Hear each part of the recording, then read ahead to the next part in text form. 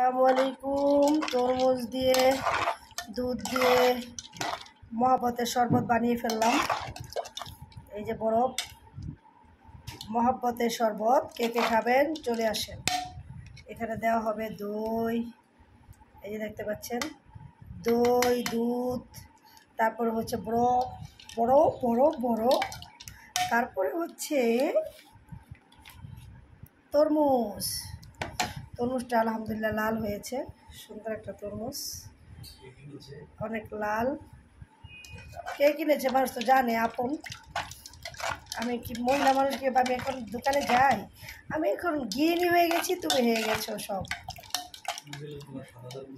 হ্যাঁ হ্যাঁ, আমার সাদা তরমুজ দিয়ে ঠিক।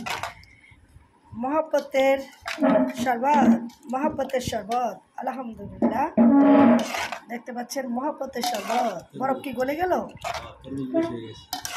এটা ভিতরে আর পানি দিব না, ওই তো 3-4 গ্লাস হইবে, 1 গ্লাস এতগুলো দুধ দিছি।